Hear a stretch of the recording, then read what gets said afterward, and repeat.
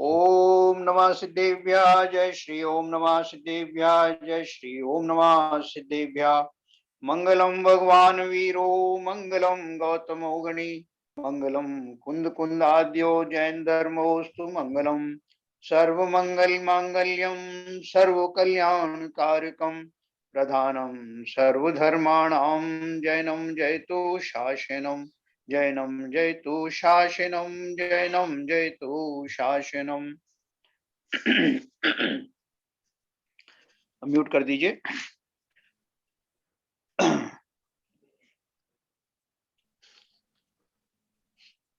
हाँ, सबको म्यूट कर दीजिए, मैं अपना अनम्यूट कर लूंगा।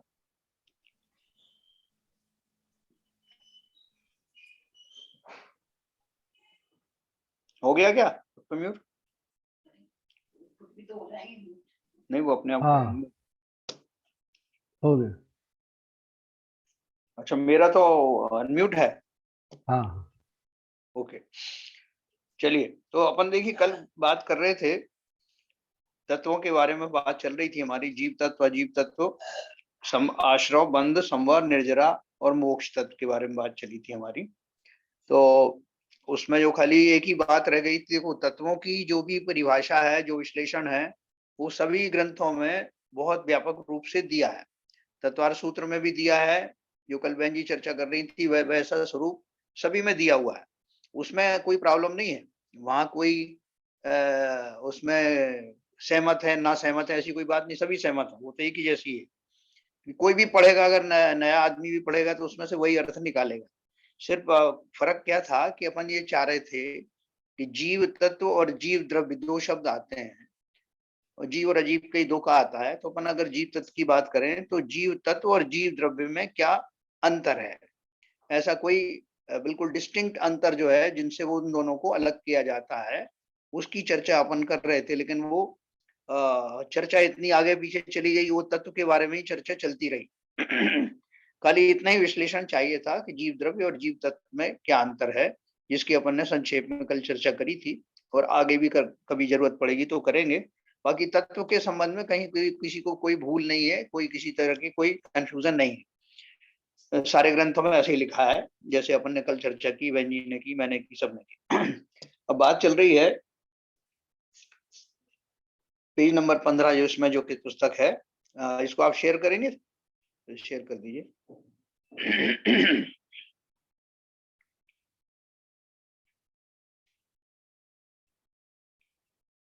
हाँ,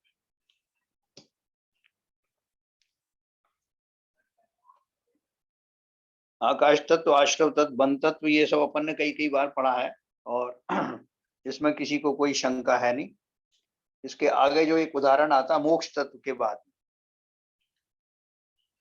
हाँ बराबर, इसमें किसी ने प्रश्न पूछा था मोक्ष तत्व के बारे में। सर्वथा कर्म के नाश होने पर जीव के निज भाव प्रकट होने को मोक्ष तत्व कहते हैं। तो यह 7 तत्वार्थ जानना पुण्य पाप तत्व है, वह आश्रव तत्व के अंतर्गत ही आते हैं, इसलिए अलग से नहीं कहे गए, है ना। लेकिन फिर भी उसको विशेष करने के लिए उसको पदार्थ में जोड़ दिया गया है। इस प्रकार यह तत्वार्थ का श्रद्धान है, वही सम्यक दर्शन का लक्षण कहा है। तत्वार्थ श्रद्धानम सम्यक, सम्यक दर्शन तत्वार्थ श्रद्धान का लक्षण है। मतलब जो जिसने तत्वों को भली भांति समझ लिया, उसने उसको सम्यक दर्शन हो गया, ऐसा कहा जाता है। क्योंकि उसका अर्थ क्या है कि उन लक्षणों को समझ लेने से उसका भाव भाषण होता है। समझने का अर्थ क्या है, खाली पढ़ करके समझने की बात नहीं है। उसका अर्थ यह है कि उसमें जो जो एक एक पद में लिखा है, जो जो उनका स्वरूप बताया है, उसको भली भांति उसी रूप में समझ लेना, जान लेना, मान लेना, उसे सम्यक दर्शन कहा है। प्रश्न किसी ने कहा है, इस लक्षण में अव्याप्ति दोष आता है। अव्याप्ति दोष किसे बोलते हैं? कि वो जिनमें वो सब में पाया जाना चाहिए लेकिन कुछ में नहीं पाया जाता, उसे अव्याप्ति दोष कहते हैं। तो प्रश्न किया, इस लक्षण में अव्याप्ति दोष आता है किस प्रकार से? जिस समय सम्यक दृष्टि विषय कषाय की तीव्रता रूप परिणमन करता है, तब ऐसा श्रद्धान कैसे रह सकता है? लक्षण तो वह है जो लक्ष्य में सर्वथा सदा काल पाया जाए। देखो हमारा सबका कंफ्यूजन कहाँ हो जाता है कि हम श्रद्धा गुण को और चारित्र गुण को एक साथ मिला देते तो उसके अनुसार वो ऐसा घटित होता नहीं। श्रद्धा तो है लेकिन चारित्र वैसा होता नहीं कई बार। तो अपन को ये ख्याल आता कि अरे ये कैसा श्रद्धान है जो चारित्र रूप से परिणमित नहीं होता। तो उन्होंने इसलिए बोला कि इसमें अव्याप्ति दोष आता है, अर्थात सम्यक दृष्टि जीव में वो उस तरह का वो जो जैसा उसको श्रद्धान है वैसा करता हुआ तो दिखाई देता नहीं। तो इसलिए उन्होंने बोला कि ये अव्याप्ति दोष आता है। प्रश्न पूछा, उत्तर दिया जीव के दो भाव हैं, एक श्रद्धान रूप है, दूसरा परिणमन रूप है ना। देख समझना इस बात को, एक श्रद्धान रूप है, एक परिणमन रूप है। श्रद्धान रूप तो सम्यक्त का लक्षण है और परिणमन रूप चारित्र का लक्षण है। सम्यक दृष्टि विषय कषाय के परिणमन रूप हुआ है। श्रद्धान में प्रतीत यथावत है, जिस प्रकार गुमाश्ता साहूकार का चाकर है। देखो उदाहरण क्या दिया उन्होंने कि गुमाश्ता होता है ना, या जैसे मुनीम कहते हैं, वो साहूकार का नौकर है। उसके अंतरंग में ऐसी प्रतीति है कि यह सभी कुछ सेठ का कार्य है, मेरा घर तो भिन्न ही है। परिणामों से तो सेठ के कार्य में प्रवर्तन करता है और उस सेठ के कार्य को मेरा मेरा भी कहता है। नफा नुकसान होने पर हर्ष शोक भी करता है, पर और उस प्रतीति को बार बार संभालता भी नहीं है, परंतु जिस समय उस सेठ का अपना हिसाब करता है, तब जैसी प्रतीति अंतर में थी वैसे थोड़ा ऊपर करिए हाँ, जैसी प्रतीति ऊपर थी वैसी ही प्रकट करता है। सेठ के कार्य में प्रवर्तन करते समय वह प्रतीति शक्ति रूप रहती है ना। कदाचित वह सेठ के धन की चोरी करके उसे अपना जाने तो उसे अपराधी कहते हैं। फिर वह गुमाश्ता सेठ की नौकरी को पराधीन दुखदायक मानता है, परंतु अपने स्वयं के धन के बल बिना आजीविका के वशवर्ती होकर उसके काम में प्रवर्तन करता है। वैसे ही ज्ञानी कर्म के उदय को भोगता है। इसमें क्या उदाहरण दिया, अपन ने इसको उदाहरण को पहले भी पढ़ा था। जिस तरह मुनीम सेठ के सारे कार्यों को अपना मानता हुआ दिखाई देता है, प्रत्यक्ष में ग्राहकों को ऐसा दिखाई देता है कि ये तो यही सेठ है। कई बार लोगों को भ्रम हो जाता है कि सेठ यही है क्या, क्योंकि जो भी उसको नफा नुकसान होता है ग्राहकों से चर्चा भी करता है, साहब मुझे को नुकसान हो जाएगा, इतने में नहीं दे सकता, या आप आते रहिए साहब, ऐसा सब अनुनय विनय भी करेगा। लेकिन उसके अंतरंग में ये बात भली प्रकार से है कि अगर नुकसान हुआ या लाभ हुआ तो सेठ का होगा, मुझे तो अपनी तनख्वाह से मतलब है। ये उसके अंतरंग में ऐसा भाव और विश्वास चलता रहता है। इसलिए वो ऊपर ऊपर से दुखी होता हुआ भी अंतरंग में उस तरह से नफे नुकसान से दुखी नहीं होता। लेकिन अब एक और बात है कि उसको ये मालूम है कि मैं सेठ की नौकरी कर रहा हूं, अगर मेरे पास पर्याप्त धन होता तो मैं नौकरी करता ही नहीं, मुझे इस तरह का नाटक करने की जरूरत नहीं थी।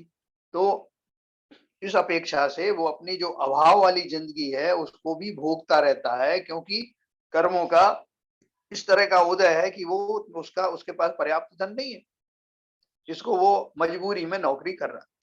उसी तरह से ज्ञानी को श्रद्धान तो पक्का है कि मैं जीव द्रव्य हूं, ऐसा द्रव्य हूं, लेकिन मजबूरी में है। जैसे रामचंद्र जी का बार बार उदाहरण देते हैं ना, क्षायिक सम्यक दृष्टि थे, लेकिन आचरण में जहां जरूरत पड़ती वहां उनसे युद्ध भी किया करते थे। सीता जी का अपहरण हो गया तो उन्होंने युद्ध भी किया, विलाप भी किया, वो सब किया, लेकिन उनके मन में श्रद्धान अवश्य ऐसा था कि ये पर्यायगत आचरण है, वास्तव में मैं जीव द्रव्य इस तरह का नहीं हूं, मेरे अंदर में इस तरह का जो श्रद्धान है वो पक्का है कि ये पर्यायगत होने वाले अनुराग या राग द्वेष मेरे नहीं है, ये इस पर्याय की इस भूमिका में होते हैं, ये भी वो जानता है। लेकिन कर्म का उदय ऐसा होता है कि उसमें उसको परिणमन वैसा शोकाकुल भी परिणमन होता है।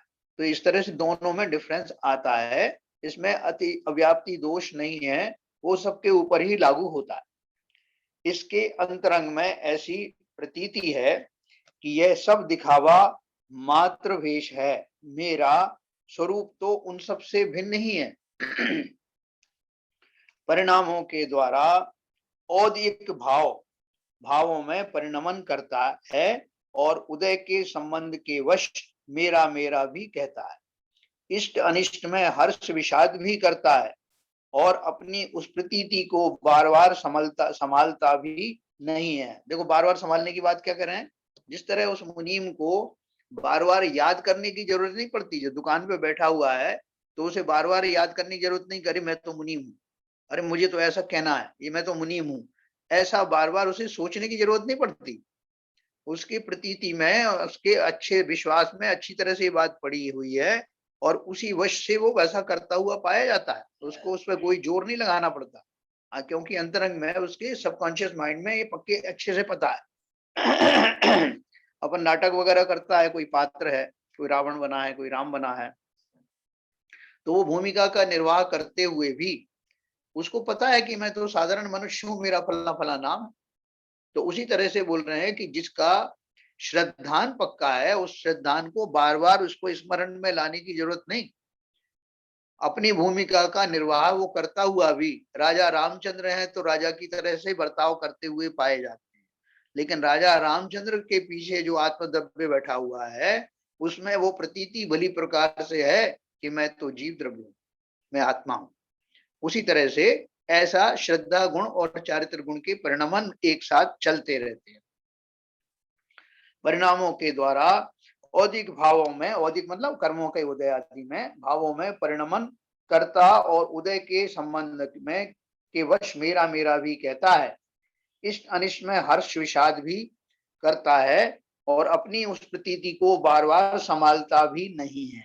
उसे कोई कहना है भाई साहब भूल गए क्या, आप तो जीव द्रव्य हो, आप ऐसा क्यों बिहेव कर रहे हो, आप युद्ध क्यों लड़ रहे हो? वो बोलता मुझे पता है, इसको बार बार संभालने की जरूरत नहीं, क्योंकि श्रद्धा गुण है। और श्रद्धा गुण भी ऐसा उनका हुआ है जैसे शायिक सम्यक दृष्टि कहते हैं, वो तो बीच में कभी मिथ्या दृष्टि होते ही नहीं, उसके बावजूद भी इस तरह के विकल्प उनको आते रहते हैं।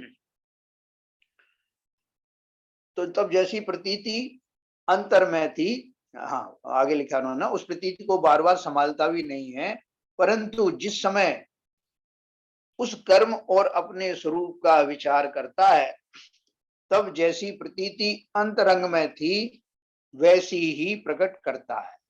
फिर उस कर्म के उदय में वह प्रतीति शक्ति रूप रहती है।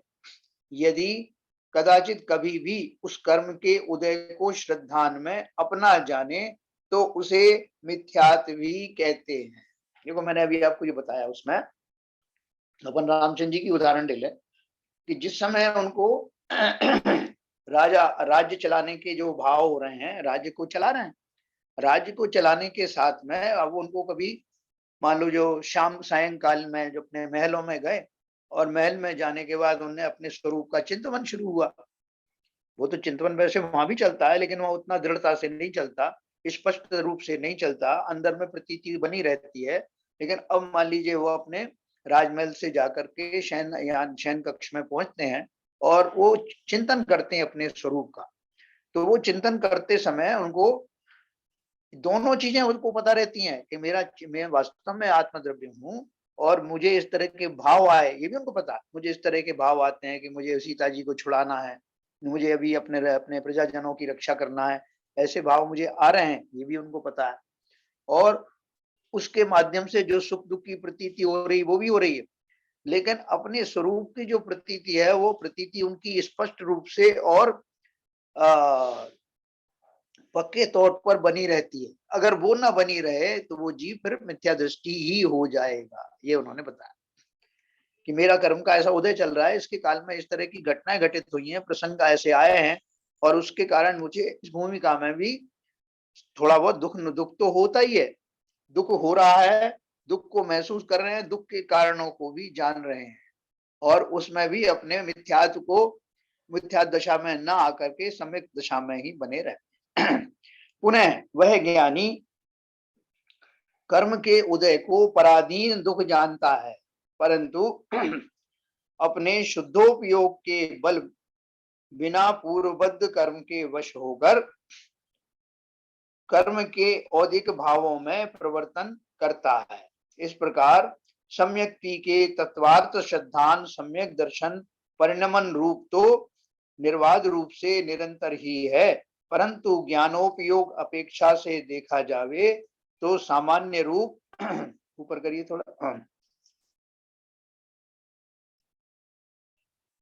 सामान्य रूप अथवा विशेष रूप शक्ति अवस्था में अथवा व्यक्त अवस्था में सम्यक रूप परिणमन तो सदाकाल होता ही है। ये वो क्या बोल रहे हैं कि जैसे उस मुनीम को जिस समय वो ऐसा बिहेव कर रहा है जैसे वो सेठ ही हो, उस काल में भी उसको याद करने की जरूरत नहीं है कि वो मुनीम ही है।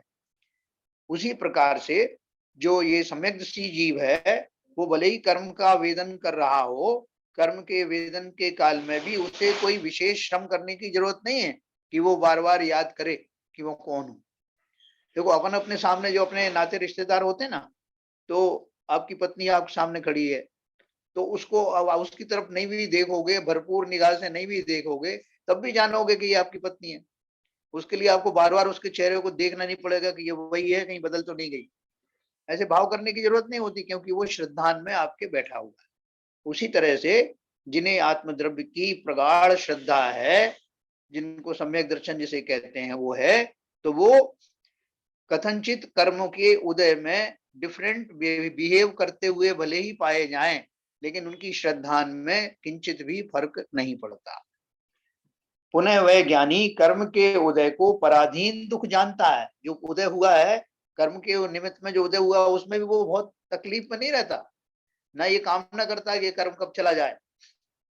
वो उसको उदय आता रहता है, लेकिन वो उस उदय काल में भी वो वास्तव में जानता है कि ये पराधीन दुख जो है ये पर्यायगत ही है। वास्तव में तो जीव द्रव्य कभी दुखी होता नहीं, हो ही नहीं सकता। पराधीन दुख जानता है, परंतु अपने शुद्धोपयोग के बल बिना पूर्वबद्ध कर्म के वश होकर कर्म के औदिक भावों में प्रवर्तन करता है। इस प्रकार सम्यक्ति के तत्वार्थ सिद्धांत सम्यक दर्शन परिणमन रूप तो निर्बाध रूप से निरंतर ही है, परंतु ज्ञानोपयोग अपेक्षा से देखा जावे तो सामान्य रूप अथवा विशेष रूप शक्ति अवस्था में अथवा व्यक्त अवस्था में सम्यक्त रूप परिणमन तो सदा काल ही होता ही है ना। देखो वो मुनीम की अपन ने एक उदाहरण देखी ना कि दिन के समय में जब वो दुकान पर बैठा है उस समय भी, उस समय अव्यक्त रूप से वो ये जानता है, अव्यक्त रूप से किसी से कह नहीं रहा, मतलब उसकी जो योग्यता है उसकी अपेक्षा से वो जानता है कि वो मुनीम। और मान लो जो रात को जब जाएगा तो अपनी तनख्वाह देखेगा, मुझे कितनी तनख्वाह मिली कितनी नहीं मिली, क्योंकि मैं तो मुनीम हूँ। तो वहां वो मुनीम पने का चिंतन कर रहा है उस काल में भी, और जिस काल में मुनीम का चिंतन नहीं कर रहा है वैसा बिहेव कर रहा है उस काल में भी, उसकी श्रद्धा तो बनी ही कि मैं मुनीम हूं। ऐसे ही सम्यक दृष्टि जीव भले ही कर्मों के उदय में सुखी दुखी होता हुआ दिखाई पड़े, किंतु उसके श्रद्धान में दोनों ही समय, जब वो चिंतन करे तब भी, जो चिंतन नहीं करे तब भी, वो उसका मान्यता में बराबर बना रहता है। हाँ थोड़ा ऊपर करिए। फिर प्रश्न पूछा किसी ने, एक और प्रश्न आया, भले ही इस लक्षण में अव्याप्ति दोष नहीं है, परंतु अतिव्याप्ति दोष तो है। उन्होंने बोला अव्याप्ति दोष नहीं है, ठीक है, मान लिया कि सम्यक दृष्टि जीव जो है उसमें जो वो चारित्रिक गुण अलग है और जो सम्यक दृष्टि का जो चिंतन है वो अलग है, और उसका वो कभी भी उसका जो जाता नहीं है, उसके ज्ञान का जो श्रद्धान गुण है वो उसका कभी खत्म नहीं होता। ये भले ही मान लिया जाए कि ज्ञानियों में वो गुण मौजूद रहता है, लेकिन अव्याप्ति दोष नहीं है, परंतु अतिव्याप्ति दोष तो है। अतिव्याप्ति दोष क्या है? बोले आपने बोला कि ज्ञानी इस तरह का नहीं चिंतन करता, लेकिन लिखा है उन्होंने कि द्रव्यलिंगी मुनि तो करता है ना, तो द्रव्यलिंगी में तो वो अतिव्याप्ति हो गई, मतलब उनमें फिर क्यों पाया जाता है ऐसा चिंतन जो सम्यक दृष्टि में पाया जाता है? तो क्या प्रश्न पूछा? भले ही इस लक्षण में अव्याप्ति दोष नहीं है, परंतु अतिव्याप्ति दोष तो है ही, कारण कि द्रव्यलिंगी मुनि जिन प्रणीत 7 तत्वों को ही तो मानता है, अन्य मत के कल्पित तत्वों को नहीं मानता। लक्षण तो ऐसे होना चाहिए जो लक्ष्य के अलावा अन्य स्थान में ना पाया जाए। तो उन्होंने क्या पूछा क्वेश्चन, कि आपने सम्यक दर्शन की ये परिभाषा दी है कि वो जिन प्रणीत 7 तत्वों का श्रद्धान जिसे होता है वही सम्यक दृष्टि होता है। तो वो जो द्रव्यलिंगी मुनिराज हैं वो भी तो 7 तत्वों का वैसे ही श्रद्धान करते हैं ना। तो फिर भी आप उनको जो है वो मिथ्या दृष्टि बोलते हो, बोलते हो उनमें वो सम्यक दृष्टि वाले गुण नहीं है। तो इसलिए तो आपका वो अति व्याप्ति वाला दोष हो गया, क्योंकि उसमें तो ये पाया नहीं जाता उन द्रव्यलिंगी मुनि में। हालांकि वो भी तत्वों का 7 तत्वों को वैसा ही जो है चिंतन करते हैं, वैसी मान्यता है, और उनको आप सम्यक दृष्टि कहते नहीं, उन्हें ज्ञानी कह नहीं रहे हो। तो इसका अर्थ उन्होंने पूछा, इसका कारण क्या। उत्तर दिया, द्रव्यलिंगी मुनि जिन प्रणीत तत्व को ही मानता है परंतु विपरीत अभिनिवेश से संयुक्त मानता है। उसका चिंतन में क्या फर्क है, शरीर आश्रित क्रिया कांड को अपनी जानता है, इससे अजीव तत्व में जीव तत्व का श्रद्धान करता है। अजीव तत्व में जीव तत्व का श्रद्धान करता है। अजीव तत्व कौन सा है, शरीर, उसको ही जीव मान लेता है। पुनः आश्रव बंध रूप जो शील संयमादिक रूप परिणाम है उन्हें संवर निर्जरा रूप मानकर मोक्ष का कारण मानता है। द्रव्यलिंगी पाप से तो विरक्त हुआ है परंतु पुण्य में उपादेय बुद्धि से परिणमन करता है, इसलिए उसे तत्वार्थ श्रद्धान नहीं है। इस भांति विपरीत अभिप्राय रहित तत्वार्थ श्रद्धान रूप सम्यक दर्शन को ही अंगीकार करना चाहिए। देखो इस चिंतन में उन्होंने क्या दिया कि वो जो द्रव्यलिंगी मुनि है, अपन ने पहले भी पढ़ा कि वो 28 मूल गुणों का पालन करते हैं और पंच महाव्रत का पालन करते हुए भी उनको मोक्ष नहीं हो पाता, क्योंकि उनके श्रद्धान में एक खोट है, विशेष खोट है। वो क्या है, उनको भेद विज्ञान नहीं होता। तत्व के श्रद्धान तो जो अपन ने पढ़ा वैसे ही तत्व के श्रद्धान है, जीव द्रव्य जीव तत्व अजीव तत्व आश्रव बंध संबर निर्जरा मोक्ष अपन जानते हैं। लेकिन वहां उनके चिंतन में क्या रहता है कि मैं मुनि हूं और मुझे ऐसा ऐसा चारित्र को पालन करना चाहिए, कैसी बाह्य क्रियाएं पालन करना चाहिए, ये बाह्य क्रिया के रूप में माना जाते हैं ना। 28 मूल गुणों का पालन वो प्रवृत्ति रूप अगर है तो प्रवृत्ति रूप से जो शरीर है, शरीर को उसमें शामिल करना पड़ता है, शरीर की क्रियाएं और सब उस क्रियाकांड में जुड़ जाती है।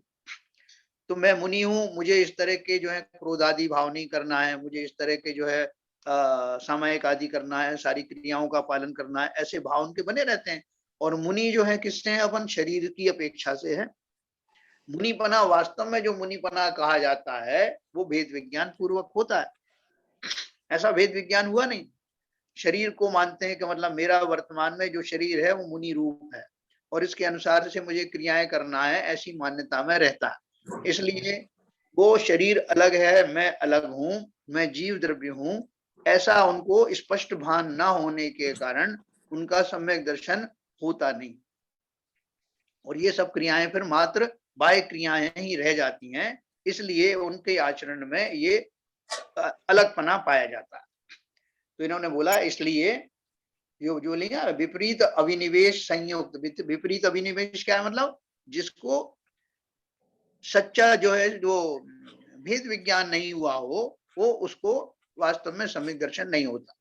इस भांति विपरीत अभिप्राय रहित तत्वार्थ श्रद्धान रूप सम्यक दर्शन अंगीकार करना चाहिए। तो इस तरह से उन्होंने क्लैरिटी की, अपने पहले भी पढ़ा है। अभी अपन पढ़ेंगे सम्यक के 8 अंग कौन से हैं। ये अपन क्यों पढ़ रहे हैं सर? इसमें एक सेंटेंस है जी, प्रश्न में ही, द्रव्यलिंगी मुनि जिन प्रणीत 7 तत्वों को ही, क्या मतलब? हाँ, जिन प्रणीत तत्व को ही मानता है परंतु विपरीत अभिनिवेश से संयुक्त मानता है। मतलब तत्वों को जितने तत्व हैं उतने ही मानता है। जिन प्रणीत 7 तत्वों को ही मानता है, अन्य मत के कल्पित तत्वों को नहीं मानता। हाँ बराबर है। इसका अर्थ समझाएंगे जरा। नहीं, देखो इसका अर्थ ये है कि जैसे हमारे जैन धर्म में 7 तत्व बताए हैं, जिनेंद्र देव ने बताया ना, जिनेंद्र देव के अलावा किसी ने नहीं बताया। और आप देखोगे कि जो वैष्णव आदि और दूसरे जो मत हैं उनमें भी तत्व बताए हैं, उसमें पंच तत्व बताए हैं। हाँ। उसमें बताया अग्नि है, वायु है, ये मिट्टी है, ऐसे करके वो पंच तत्व बताए। सबने अपने अलग अलग तत्व बताए। तो वो क्या बोल रहे हैं, वो जो मुनिराज हुए हैं वो मुनि हुए तो जैन जैन कुल में ही हुए, जैन धर्म के से ही हुए हैं। जी। तो इसलिए जिन प्रणीत जो जैन धर्म में जैसे बताए सात तत्व उन्हीं को ही मानते हैं वो। तो वो लेकिन शरीर का उनको हाँ, वो शरीर का ही पार्ट मानता है। लेकिन हाँ उसमें शरीर के पार्ट को वो अलग नहीं कर पाते। हाँ, वो शरीर के चारित्र के साथ ही उनको मानता है। हाँ, वो सात तत्व को मानते तो है कि नंबर आप जो तत्व सात हैं और सात तत्व जैसे बताए उनको उनकी परिभाषा और उनका अर्थ भी वैसे ही जानते हैं। लेकिन उनको चारित्र रूप से जब वो पालन करते हैं उस समय उनका श्रद्धान वैसा ना होने के कारण वो क्रियाएं मात्र शरीर की क्रियाएं रह जाती। ठीक है ना, एक तो मन से होता है और दूसरा होता है वो श्रद्धान रूप से होता है। जैसे जैसे वो उसमें अपन जो सेठ और मुनीम की अपन बात कर रहे हैं ना, वो अगर जो है वो ऐसा ना माने कि मैं मुनीम हूं, तो वो सेठ जैसा आचरण करने लगेगा। तो सेठ जैसा आचरण करने लगेगा तो उसको लेने के देने पड़ जाएंगे। मान लो कोई चीज उसको नुकसान सहित तो बेचनी है, बेच देगा कि मैं ही तो सेठ हूँ, तो उसमें उसको नुकसान होगा। तो मान्यता जो है उसकी वो बनी रहती है, जिसकी वजह से उसको नुकसान नहीं होता, नहीं नौकरी से निकाल दिया जाएगा। ठीक है सर। भाई साहब इसका मतलब ये है, ये मतलब ये इसका मतलब ये कह रहे हैं कि जो द्रविलिंगी मुनि है जैन दर्शन द्वारा प्रतिपादित तत्वों को तो मानता है, सात तत्वों को, लेकिन उन सात तत्वों में कि मतलब जीव और शरीर है तो मिला हुआ मानता है, शरीर को जीव मानता है, एक तो ये, दूसरा आश्रम और बंध को मोक्ष के कारण मानता है। हाँ, ये मतलब ये हुआ इसका मतलब।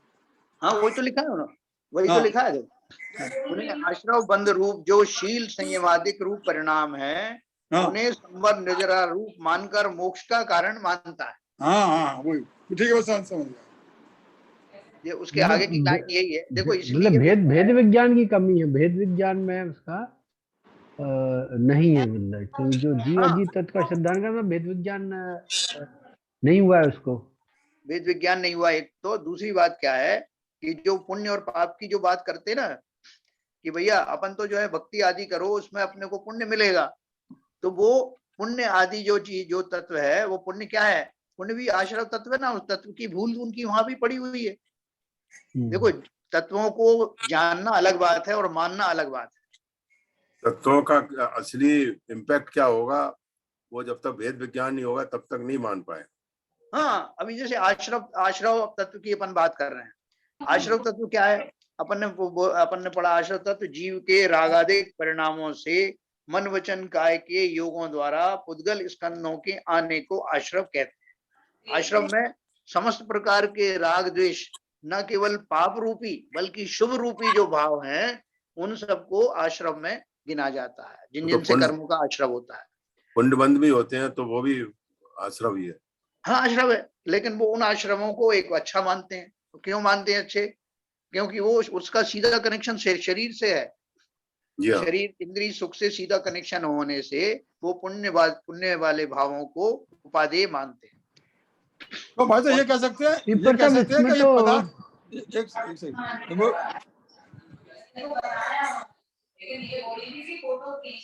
भैया जरा प्लीज म्यूट कर लीजिए। ये म्यूट, हाँ भाई साहब क्या ये हाँ, अरे एक सर, अरे भैया म्यूट कर लो, म्यूट। हाँ भाई, अरे म्यूट कर लीजिए साहब, आदित्य जी। ललित जी उनको जो बोल रहे हैं उनको जरा म्यूट करिए। हाँ मैं ये कह रहा था भाई साहब कि इन तत्वों को पदार्थ के रूप में मानना गलत है, ठीक है ना, ये सही है क्या? नहीं। पदार्थ के रूप में मानना, जो तत्व को तत्व के रूप में मानना तो सिद्धांत सही है, और तत्व को पदार्थ के रूप में मानेंगे तो सिद्धांत विपरीत हो जाएगा। कैसे, ये बात सही है? नहीं ऐसा नहीं है, देखो ऐसा अच्छा, है। हाँ ठीक है। पदार्थ का अर्थ ये है कि जैसे मैंने आपको एक बार उदाहरण दिया था, आपकी टोकरी में 4 सेब रखे, 3 संतरे रखे, हाँ ठीक है, और 2 कोई और दूसरे फल रखे। हाँ, तो अगर मैं आपको बोलूं कि सब मिला के बताइए साहब कितने सेब हुए, तो आप तो जितने सेब उतने ही बताओगे ना, आप कितने उसमें दूसरे फल मिलाओगे तब भी सेब सेब ही रहेगा। जी हाँ, जी हाँ, लेकिन मैं सबको टोटल गिन करके आपको बोल दूं कि इतने फल रखें, हाँ, तो कोई गलत बात नहीं है। हाँ। देखो, फल के उसी रूप में तरह मानना, फल के रूप में मानना तो मिश्रित हो गया ना। हाँ, तो अगर मैं फल बोलूं के कि रूप में इतने मानना फल मिश्रित रखें, हो गया, और वो सिद्धांत गलत है। नहीं नहीं सुनो, सही बात सुनो। हाँ, अगर मैं 4 सेब रखे, 3 संतरे, 2 कुछ और रखे, अनार रखे, सबको मिला के मुझसे पूछे भाई साहब कितने सेब हुए, तो ठीक, जितने सेब हुए उतनी संख्या बताऊंगा मैं। हाँ, ठीक है, बाकी के फलों की मैं गिनती नहीं करूंगा, जितनी जो जो आप मैं पूछूंगा आप उतना ही बताएंगे कि इतने हाँ, संतरे हैं, इतना ये इतना ये। हाँ, लेकिन मैं आपसे कहूंगा कि भाई साहब सब कुल मिला करके आप बताइए कि कितने हुए, हाँ, कितने फल रखे हुए हैं। तो जब आप फलों की टोटलिटी करोगे तो सबको काउंट कर लोगे। हाँ, तो इसी तरह से जब हम पदार्थ कहते हैं, क्योंकि पुण्य और पाप जो है वो तत्वों में अलग से आते नहीं, हाँ, लेकिन मुझे उनको मिलाना है, उन सबको मिला करके कथन करना है। तो कथन करने के लिए मैं उनको 7 तत्वों को और 2 उनको पुण्य पाप को मिला करके और आपको 9 पदार्थ बोल दूंगा, हाँ, तो उसमें कहीं दोष नहीं है। अच्छा, अब समझे, वो अलग से नहीं है, क्योंकि देखो इसमें ही किताब में लिखा है कि पुण्य और पाप जो है आश्रव के ही रूप हैं, अच्छा, आश्रव के ही भेद हैं, लेकिन उनको विशेष इसलिए कहते हैं कि लोगों को उसके बारे में विशेष रूप से जानने की पड़ती है, और आश्रव को आश्रव कहने में मजा नहीं आता, फिर पुण्य को जो है आश्रव में डालने में लोगों को बहुत इंटरेस्ट नहीं आता, अच्छा, इसलिए उसको लोग विशेष रूप से जानना और कहना चाहते हैं, तो उन्होंने उसे विशेष रूप से कह दिया और उसको मिला करके, क्योंकि तत्व तो साथ ही हैं। जैसे मैंने कहा कि उस टोकरी में सेब तो साथ ही थे, बाकी के दूसरे फल थे, तो दोनों को मिला के फल कह दिया। तो ऐसे ही 7 तत्व और 2 जो पदार्थ उन्होंने 2 और जो उनको जोड़ दिए पुण्य और पाप को, जो वास्तव में थे तो आश्रव के ही भेद, लेकिन उनको विशेष जानने के लिए उसमें जोड़ करके पुण्य और पाप जोड़ करके टोटल सबको मिला करके और उस 9 पदार्थ कह दिया। ठीक, ठीक है ना, इस तरह से कहने मात्र के लिए है, वो है तो भाव उसी का ही। ठीक है, अब इसमें जो मोक्ष का कारण जो कॉन्सेप्चुअली तो इनका पूरा गलत हो गया इसका मतलब, क्योंकि जिनवाणी के हिसाब से तो अगर कर्म की पूरी निर्जरा हो जाए, जीरो कर्मबंध का बैलेंस जीरो हो जाए, तब मोक्ष है, तब केवल ज्ञान है एक्चुअली। और इसमें तो बंध को ही वो निर्जरा मान रहे हैं, मतलब मोक्ष कारण मान रहे हैं। तो बंद को इतना कहाँ एरर मान, तो नहीं, मतलब आश्रय और बंध रूप को ही तो निर्जरा और संवर निर्जरा मान रहे हैं। हाँ हाँ हाँ, वो सही कह रहे हो, वो जो मान्यता है ना इतना वो गलत नहीं सब, मान्यता है। लेकिन इतना कंसेप्चुअली एरर नहीं हो सकती ना, ये तो बहुत ब्लेंडर टाइप की एरर होगी ना, कि अगर जैन जिनवाणी में कर्म बंध जीरो हो जाए तो केवल ज्ञानी होता है, अरहंत होते हैं, तो आप उस बात को ही नहीं मान रहे। हाँ देखो रविलिंग उनका मुनि ऐसा किस तरह करेगा? हाँ उनकी भूल क्या है, देखो मैं आपको बताता हूँ उनकी भूल क्या है। आश्रव बंध जो जो एक साथ कहा ना, क्योंकि आश्रव होने के बाद बंध भी होता है, तो अपन को मालूम है ना, आश्रम होने के बाद बंध होता है, और पुण्य जो है, पुण्य एक आश्रव है, पुण्य आश्रव रूप होने के बाद पुण्य का बंध भी होता है। तो पुण्य का बंध होने पे बहुत सारे लोग मानते हैं ना कि भक्ति करते करते मुक्ति हो जाएगी, और भक्ति करते करते मुक्ति हो जाएगी मतलब भक्ति से जो पुण्य का अर्जन होगा, जो पुण्य कौन सा हुआ पुण्य, जिसे हम आश्रव और बंध का ही रूप मानते हैं, इस तरह से वो भक्ति से मुक्ति मानने वाले लोग उस पुण्य को ही मुक्ति के मार्ग में कार्यकारी मानते हैं, और मुक्ति होने के लिए संवर निर्जरा चाहिए। तो वो क्या कहते हैं, यही भक्ति मेरी जो है, जो पुण्य रूप से कन्वर्ट होगी, वही संवर निर्जरा का कार्य करेगी और मोक्ष हो जाएगा। ये संभव ही नहीं है, जो संभव नहीं है। इसलिए तो द्रव्यलिंग मुनि 9वें ग्राफिक से वापिस आ जाते हैं।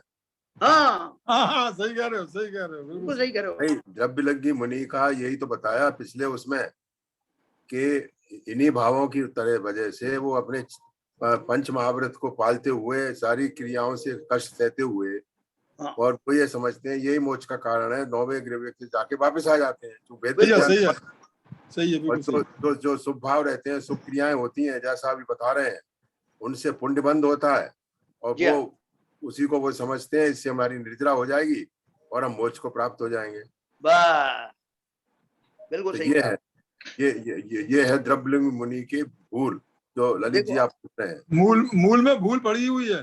बस देखो, जैसे अपन लोग हैं अभी शिविजन साहब, अपन लोगों में थोड़ा सा बाय एंड लार्ज ज्यादातर लोग जो हैं यही मानते हैं, अंतरंग में दो बातें मानते हैं। उनके जो अवचेतन मस्तिष्क में जो चलता है वो यही चलता है कि मैं निरंतर अगर भक्ति करता रहूंगा जिनेंद्र देव की, तो ये भक्ति जो है मुझे दो चीजें करेगी। एक तो पुण्य बंद कराएगी, तो पुण्य से मुझे लौकिक सुख मिलेगा, और दूसरा इसको मैं करता रहूंगा तो एक दिन मेरी मुक्ति भी हो जाएगी। ऐसा अभिप्राय पड़ा रहता है अंदर में। संस्कार पड़े हुए हैं ना सर। हाँ, नहीं सर, मुक्ति का तो नहीं सोचता वो एक्चुअली, नहीं केवल मुक्ति का केवल पूर्ण का ही सोचता है एक्चुअली। नहीं, नहीं, आपको नहीं पता। देखो, मुक्ति ऐसा का है, शास्त्रों में मोक्ष लिखा का है। तो पता है कि उसका बहुत कठिन मार्ग है, वहां पे नहीं मिल ललित सकता जी अगर उसको। मुक्ति का नहीं सोच रहे हैं तो सही रास्ते पे जा रहे हैं आप। नहीं, रास्ता जैसा भी है, मतलब एक्चुअली कठिन रास्ता नहीं जा पा रहे, तो इसलिए पुण्य वाले रास्ते पे चल रहे ये हैं, लग रहे चलो। वास्तविक सच है। अगर हम मुक्ति का नहीं सोच रहे हैं तो डेफिनेटली सम्यक की तरफ अपने कदम रख रहे हैं। देखो, ये मन में विचार भक्ति- जरूर आता है कि भक्ति करने से हमारे भाव शुद्ध होंगे, और जैसे जैसे भाव अच्छे होंगे तो हम आगे बढ़ेंगे। ये बात तो विचार आता है कि भक्ति करने से भावों की शुद्धता होती है। भाव शुभ होते हैं, शुद्ध नहीं होते हैं बहन जी। अरे भैया, क्षमा सागर जी महाराज ने, मैं रोजाना डाल रहा हूँ, रोजाना इसका वो उसका डाल रहा हूँ ऑडियो, भाई साहब भी देखते हैं, हम भी देखते हैं। भक्ति कैसे होनी चाहिए, भक्ति का रूप क्या है, स्वरूप क्या है, इसे ही नहीं समझते। भक्ति केवल पुण्य के लिए करते हैं, हम पुण्य कर्मों के लिए करते हैं, और लौकिक चीज हम चाहते हैं, इसलिए कुछ भी नहीं होता भक्ति से। भक्ति से बहुत कुछ हो सकता है, भक्ति से बहुत कुछ हो सकता है, ये समझिए, समझना पड़ेगा। भक्ति कैसे करनी चाहिए, भक्ति का रूप क्या है, समाचार में बाहर हो जाना। एक ऑडियो में डालता हूँ, आप देखिए। बिल्कुल सही कहा आपने। देखो, नहीं, जैसे आप जैसा पहले आप एग्जाम्पल देते थे ना सर। एक मिनट, नीरजा जी जो कह रही हैं कि भाई भक्ति करने से भाव तो शुद्ध होते ही हैं, ऐसा ही सारे लोग मानते हैं इन जनरल कि भक्ति करने से भाव इतने शुद्ध हो सकते हैं कि मोक्ष भी हो सकता है। लेकिन वास्तव में शुद्ध होने का अर्थ क्या है कि भक्ति के काल में जीव के अशुभोपयोग नहीं रहने के कारण शुभोपयोग रहता है। लेकिन वास्तव में वैसा जो मुक्ति के लिए जैसे भाव चाहिए वैसे भाव नहीं होते। ये तो शुभोपयोग रहता है, शुद्धोपयोग नहीं रहता है सर। शुद्धोपयोग नहीं रहता। हाँ, यही तो मैं लिखा हूँ, भक्ति करने से भाव शुद्ध नहीं होते हैं, भाव शुभ होते हैं, शुभ होते हैं। और भक्ति करने में ये शुद्ध भाव चले गए। बाबूजी जो आप ऑडियो डालते हैं महाराज जी का, मैंने भी सुना है। तो आप सही कह रहे हैं कि जो भक्ति उस दृष्टि से की जाती है जहां हम वितरागी के गुणों का बखान करके उनको धारण करने की कोशिश करेंगे, अगर भक्ति उस दृष्टि से की जाएगी तो हमारी अंतरात्मा, अंतर्मन शुद्धोपयोग की तरफ जा रहा है।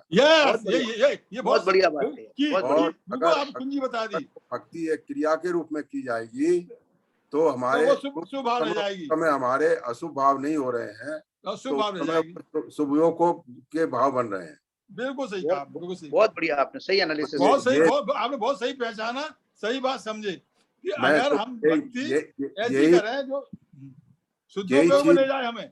आज तक यही चीज प्रवचन में बताई है कि बार बार कि भक्ति करें, पूजन करते हैं हम, या अभिषेक करते हैं, सांधारा करते हैं, उस समय हमारे भाव किस तरह के बनते हैं उसके ऊपर डिपेंड करता है। अगर भाव हमारे उसकी गुणों के बखान करने में लगे हुए हैं, श्रद्धान में लगे हुए हैं, तो हम शुद्धोपयोग की तरफ जा रहे हैं, नहीं तो शुभोपयोग में रहेंगे। बिल्कुल बिल्कुल बिल्कुल। जब तक हम शुभोपयोग में रहेंगे पुण्य का बंद होता रहेगा, और पुण्य का बंद भी मोक्ष का कारण नहीं है। जैसे शुद्ध में पहुंचे निजरा शुरू हो जाएगी। यस, संवर निजरा शुरू हो जाएगी। जैसे शुद्ध में भाव में पहुंचे संवर निजरा शुरू हो जाएगी। जैसे अपन भी उसका एकलव्य का उदाहरण देते हैं ना, जी ने द्रोणाचार्य के सामने जाकर के अगरबत्ती लगाई, उनकी प्रदीक्षाएं दी और उनको बहुत महान बताया कि आप इतने बड़े धनुर्धर हैं, आपकी क्या कहना है, आपकी कोई तुलना नहीं कर सकता, आप तो जो धीरवान हैं। ये सारे गुणों से उनके जो है पूजन अर्चना करी। उतने मात्र से वो धनुर्धारी नहीं बन जाता। बिल्कुल सही। वो उनके गुणों का धारण भी करता है, धारण करता है, उसकी प्रैक्टिस करता है, उसकी प्रैक्टिस करता है, तभी जाके वो धनुधारी बनता है। धनुर्धारी बनता है। उसी तरह हम क्या करते हैं, हम तो अगरबत्ती लगा देते हैं प्रति, तो उनका सब गुणों का बखान भी कर देते हैं, लेकिन वो गुण उनके हैं क्या, और वो गुण मैं कैसे प्राप्त कर सकता हूँ, मेरी वैसी चाहत है कि नहीं बनने की, ये सब बातें जब आती हैं हमारी भक्ति में, तभी वास्तव में वो भक्ति सार्थक होती है। भाई क्षमासागर महाराज क्या ऑडियो जितने डाले बाबूजी ने, एक एक करके सूक्ष्म तरीके से उसका ही विवेचन किया है उन्होंने। बहुत बढ़िया किया, लेकिन क्या करते हैं अपन, वो उनका जो शुरू के जो शब्द होते हैं ना कि भक्ति करने से लाभ होता है, इतना कह दिया, अब वो भक्ति का जो स्वरूप बता रहा है वो अपन नहीं सुनते। नहीं वो तो सुनना जरूरी है, नहीं सुनेंगे तो सही बात है, सही कहा, सही कहा, सही कहा। फिर क्या सुना? बाबूजी इतनी मेहनत से वो ऑडियो डालते हैं, फिर हाँ। उनको नहीं सुनोगे पूरा तो क्या फायदा है? नहीं, खाली उन ऑडियो की बात नहीं कर रहे हैं अपन, क्या है उसमें उनके प्रवचन को सुनिए, उसमें हाँ। बहुत ही गूढ़ बात कहते हैं वो। लोग क्या करते हैं, उनके प्रवचन की बात नहीं, शास्त्रों में भी तो भक्ति का जब जो आगे स्वरूप बताते हैं तो उसको तो लोग गौण कर देते हैं, लेकिन हाँ, भक्ति करना चाहिए इतनी बात पकड़ के बैठ जाते हैं। और तो एक बात और है भाई साहब, वास्तविकता तो यही है, भक्ति करने से पहले हमारे कौन से मन में कौन सा मन कहता है, अब अंतर मन में ये भाव रहते हैं कि मैं भक्ति करके मेरे घर के सब सुखी रहे, मुझे पैसा मिल जाए, मेरा बच्चा पास हो जाए, सब काम क्रिया होते रहे। अंतर मन में यही भाव रहते हैं। वो जो जिस भाव से भक्ति करनी चाहिए वो भाव तो कभी नहीं आते, किसी के नहीं आते।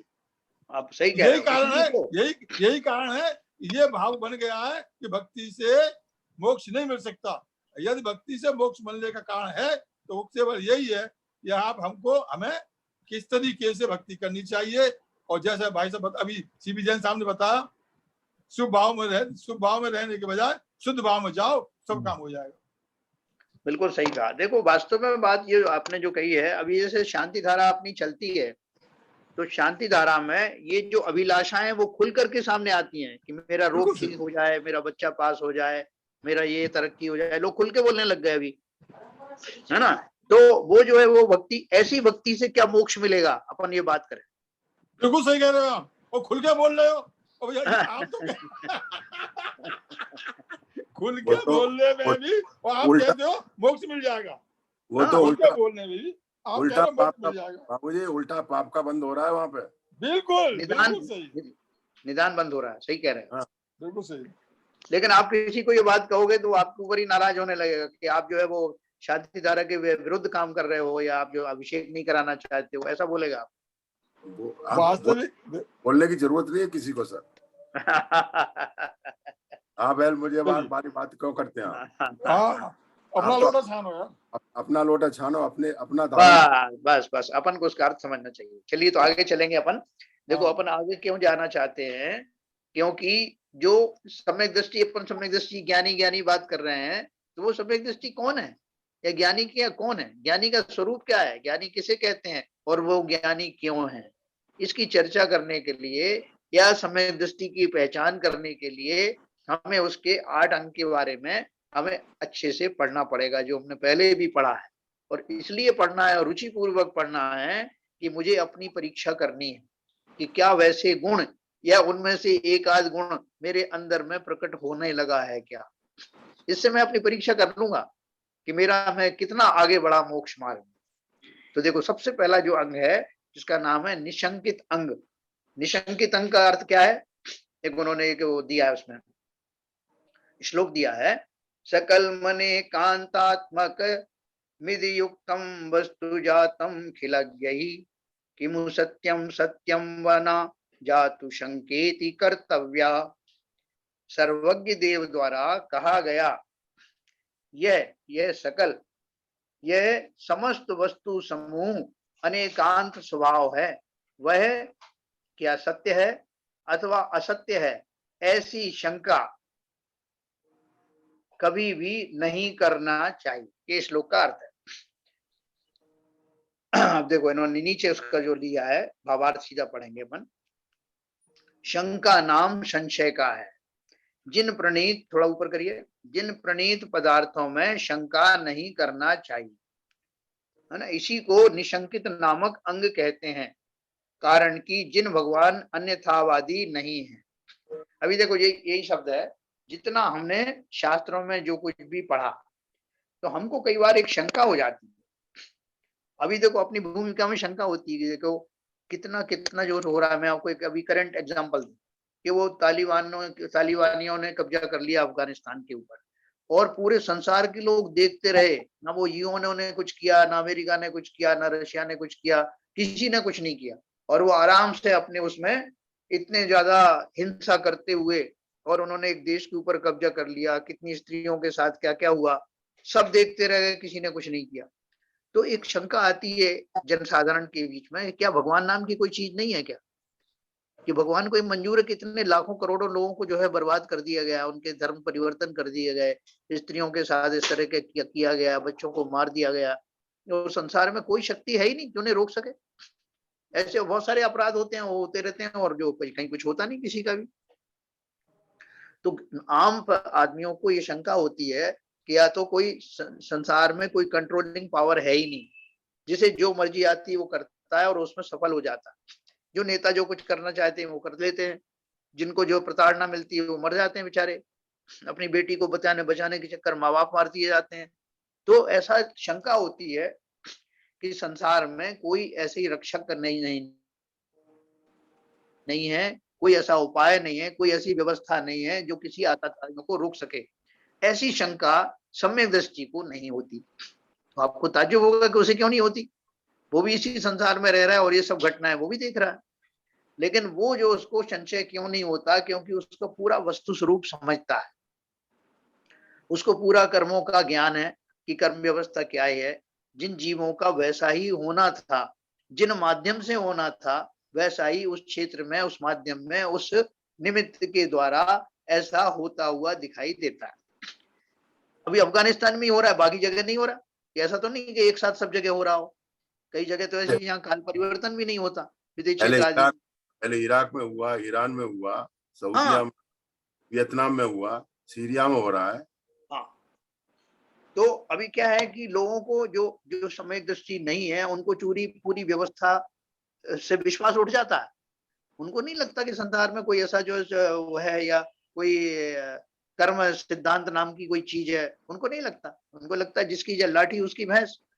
लेकिन सम्यक दृष्टि उसको पूरी प्रक्रिया को जानता है, ये कहाँ होता है, क्यों होता है, किस क्षेत्र में हुआ, किस कारण से हुआ, 5 समवाय इकट्ठे हुए कि नहीं हुए, भली भांति जानने के कारण उसके मन में ऐसी उथल पुथल नहीं होती जैसी हम और आपकी होती। इसलिए वो शांत रहता है, इन सब खेल तमाशे को जानता हुआ, देखता हुआ भी खेद खिन्न नहीं। एक बात पूछो भाई साहब। हाँ बोलिए। ये जो अभी आप बता रहे थे, वहां पर हमने पढ़ा था जिन प्रणीत तत्वों की बात कर रहे थे अभी, जो वहां पे लिखा था। यहाँ पर जो शंका की बात आई तो जिन प्रणीत पदार्थों की बात आ गई है। हाँ, तो मेरा मतलब कहना यार, तत्व तो सिद्धांत तो 7 तत्वों का होना चाहिए, लेकिन शंका जो हमें पुण्य पाप और पुण्य में भी शंका नहीं करनी चाहिए। नहीं, जो जिस तरह से वस्तु व्यवस्था है, पुण्य क्या है अपन जैसे जानते हैं ना, पुण्य किसे कहते हैं, शुभ मंद कषाय की दशा में जीव के पुण्य बंद होता है, ठीक है। और जब पुण्य बंद होता है तो इष्ट जो है वस्तुओं की सामग्री आदि का जो है वो मिलन होता है। तो ये जो सम्यक दृष्टि जीव है उसको इसी तरह से जानता है, उसके जानने में कहाँ फर्क पड़ा। 7 तत्वों में आश्रव तत्व भी है, आश्रव तत्व में पुण्य और पाप भी है, पुण्य और पाप की भूमिका में क्या क्या होता है ये भली भांति से वो जानता है, इसलिए पदार्थों का नाम लिया है। हाँ, पदार्थ भी उसी में ही आते हैं, पदार्थ कोई अलग से नहीं है, पुण्य पाप उसी में आ गए ना। अपन ने पढ़ा ना कि जो पुण्य और पाप है वो आश्रव के ही भेद हैं, इसलिए तो उनको पदार्थ में काउंट कर दिया है, इसलिए तो उनको पदार्थों में काउंट कर दिया आपने। हाँ, पदार्थ में काउंट हो गया वो, उसमें कोई भ्रमित होने की बात नहीं है। मतलब वो 7 तत्व में ही वो सब कुछ आ गया है, पुण्य और पाप उसी के भेद बताए हुए हैं, विशेष रूप से अलग करके अपन समझते हैं उसमें से। तो जिसने 7 तत्वों का श्रद्धान है उसको ये भली भांति पूरा कर्म रहस्य भी उसी में आ गया ना, क्योंकि 7 तत्वों में आश्रव जो है वो कर्म की वजह से ही आते हैं, बंद भी उसी का ही होता है। तो ये सारे पूरा रहस्य उसी में छिपा हुआ है। तो वो जो सम्यक दृष्टि जीव है वो ये जानता है कि उस क्षेत्र के, जैसे मैं एक उदाहरण इसलिए आपको दिया क्योंकि वो करंट एग्जाम्पल है। मान लो अपन अफगानिस्तान की बात ही करें तो सम्यक दृष्टि कैसे समझेगा उसको। मैं आपको बताऊं सही, मैं खुद भी बड़ा दुखी हो गया ये सब देख देख करके कि कोई संसार में कोई ताकत नहीं है क्या, कोई रोकने वाला नहीं है, कैसे उन जीवों का इतना विनाश हो रहा है, वो रो रहे हैं, गिड़गिड़ा रहे हैं, उनको कोई संभालने वाला नहीं। ऐसा मेरे खुद के मन में भी आया। हम सब अभी मिथ्या दृष्टि है ना, तो बड़ा दुखी से हुए। फिर जो मैंने चिंतन किया कि सम्यक दृष्टि के जो गुण बताते हैं शास्त्रों में जो कुछ बताया है, ऐसा नहीं है कि कोई प्रकृति कोई कंट्रोल नहीं करती, करती है, लेकिन कर्म का रहस्य ऐसा ही है कि उतने जीवों ने जब भी कुछ अपराध किए होंगे उनको उस अपराध की जो सजा मिलनी है वो इसी रूप में मिलनी थी, उसी क्षेत्र में मिलनी थी, उसी प्रकार से मिलनी थी, उन्हीं निमित्तों से मिलनी थी। जब मैंने इसको बलिवान चिंतन किया तो मुझे बड़ी शांति मिली। उसी काल में मिलनी थी, उसी काल में मिलनी थी। तो ऐसे जो सम्यक दृष्टि, हमें तो सोचना पड़ता है, अपन ने थोड़ा बहुत पढ़ लिया इसलिए अपना पढ़ने के बाद थोड़ा चिंतन करने से वो चला गया, लेकिन सम्यक दृष्टि को निरंतर ये वस्तु स्थिति है उसको निरंतर बनी रहती है, उसको उसका ज्ञान उसको बना रहता है। इसलिए वो ऐसा शंका नहीं करता जैसे मैंने की कि पता नहीं क्या है, इस तरह से कैसे लिखा, प्रकृति में कोई व्यवस्था नहीं है क्या। मैंने की, आपने किया और जो लोगों ने की। बहुत से तो ऐसे होते कि जो कहते कि नहीं साहब ये सब झूठी बातें हैं, वो तो सब जिसकी लाठी उसकी भैंस, ऐसा ही होता है, कुछ नहीं कर्म सिद्धांत। लेकिन अपन क्योंकि इस मार्ग पे थोड़े आगे बढ़ गए हैं इसलिए बीच बीच में अपन वो चिंतन करते हैं और अपन को उससे सुकून मिलता है। तो इसलिए वो बहुत सम्यक दृष्टि की और अपन में तुलना यही कर रहे हैं कि वो निशंकित होता है, उसको ऐसा भ्रम जैसा नहीं होता हमारे जैसा हो। इसलिए सबसे पहला गुण उसका निशंकित गुण कहा। दूसरा गुण उसका, हाँ बोलिए। जो आपने कहा कि जिसकी लाठी उसकी भैंस नहीं है, लेकिन हो हाँ। सकता है कि मेरे हाथ में लाठी हो, उनके हाथ में उनके पास नहीं हो, मैं भैंस को ले जाऊं, कल ऐसा तो दिखता है। ये भी तो मेरे कर्मों का ही खेल है, कर्मों का खेल, बिल्कुल कर्मों का खेल। लाठी उनके पकड़ाई गई है ना। हाँ नहीं तो वो तो समय की बात है, आज ऐसा समय है उनका ऐसा चल रहा है, तो कल मेरे हाथ में भी उनके हाथ, दूसरे जो पीड़ित हो रहे हैं उनके हाथ में लाठी हो सकती है, ऐसा नहीं है। वो तो उनके हाथ में AK-47 आ गई तो लाठी हो गई उनके हाथ। ठीक है ना। तो इस तरह से वो जो ये शंका नाम का जो दुर्गुण है वो ना होने के कारण ही सम्यक दृष्टि हमेशा आनंद में रहता है, निशंकित रहता है। हाँ, क्योंकि वो निशंकित रहने से कोई शंका नहीं है उसको तत्वों की दृष्टि में, तो सिद्धांत को भली भांति जैसा है वैसा ही उसी रूप में मानने के कारण वो हमेशा समता में रहता है, शांति बनी रहती है। लेकिन नहीं होता बेसिकली। हाँ जो देखो ये तो पहले गुण। हाँ इसलिए धर्म ध्यान में रहता है, अर्थ ध्यान कम रहता है। हाँ बराबर है। तो ये हुआ। और दूसरा जो गुण और भी जबरदस्त है, ये निशंकित हो गया। अभी अगला जो आएगा वो कौन सा आएगा बताओ, आपने पहले पढ़ा, निकांक्षित गुण है ना। कोई आकांक्षा नहीं, कोई आकांक्षा नहीं है। तो निकांक्षित गुण अपन 1 मिनट में पढ़ेंगे, उसके बाद फिर अपन समाप्त करेंगे। दूसरा गुण कौन सा है, निकांक्षित गुण, जरा ऊपर करिए।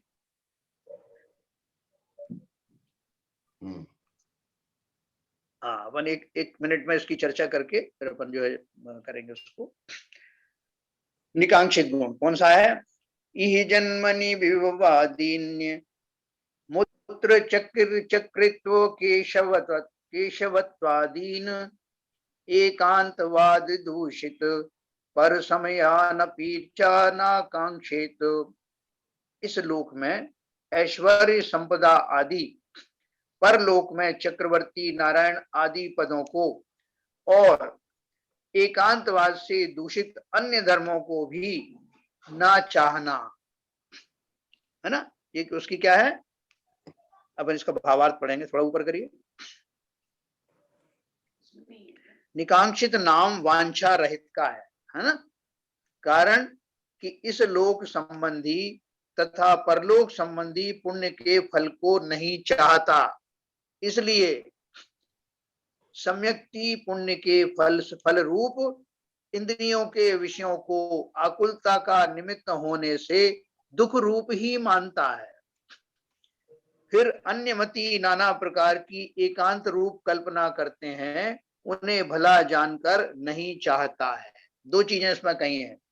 एक तो ये, जिसे निकांक्षित नाम का गुण प्रकट हुआ है, वो कैसे हुआ है? सम्यक दृष्टि को ये मालूम है कि संसार का कोई भी भोग मुझे सुख नहीं दे सकता, क्योंकि मैं शरीर नहीं हूं, और शरीर के माध्यम से होने वाले सुख सुख नहीं, सुखाभास ही हैं। वो वास्तव में उससे मैं सुखी होता नहीं, खाली मानसिक रूप से मैं ऐसा मानता हूं कि मैं सुखी हुआ। इसलिए उसको पूरी अच्छी तरह से मालूम है कि पहली बात तो मैं शरीर हूं नहीं, दूसरी बात शरीर से होने वाले जो भी सुखद अनुभव हैं उनको आत्मा जानता अवश्य है, लेकिन कल्पना करता है कि वो अच्छे हैं या बुरे हैं। वो डायरेक्टली उसको अच्छा या बुरे का कुछ भी वो एहसास नहीं होता। न शरीर के कोई सुख दुख जो है वास्तव में सुख दुख होते हैं, ऐसा वो स्पष्ट रूप से जानने के कारण उन भोगों की आकांक्षा नहीं करता। दूसरी बात ये कि वो जो दूसरे अन्यमति हैं, जो उनको कल्पना करते हैं उन सुख दुख की या अन्य तरीके से जो है उनको वांछाएं होती हैं, उनको भी वो भली नहीं जा मानता। अर्थात किसी भी रूप में अपने धर्म में जो बताए हुए सिद्धांत में जो वस्तुएं हैं उनको वैसी ही यथावत जानता है कि मैं शरीर नहीं हूं, और शरीर में होने वाली समस्त प्रकार की संवेदनाएं वास्तव में मेरी नहीं है, मैं मानसिक रूप से ही उनको भोगता हूं, वो मुझ तक पहुंचती नहीं, वो मेरी स्वभावगत नहीं है। ऐसा उसको भली प्रकार होने के कारण उसको संसार के भोगों में, इंद्रिय सुखों में किसी प्रकार की आसक्ति या वांछा नहीं रहती।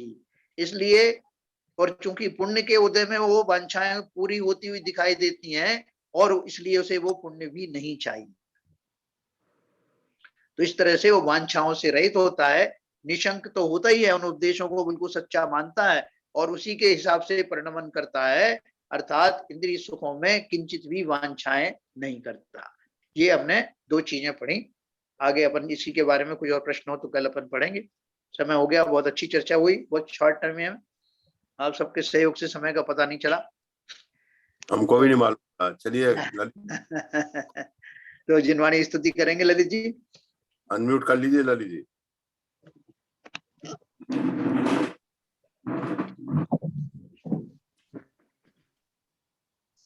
नित्यतम नाश वे को ज्ञान के प्रकाश वे को आपा पर भास वे को भानु सी बखानी है।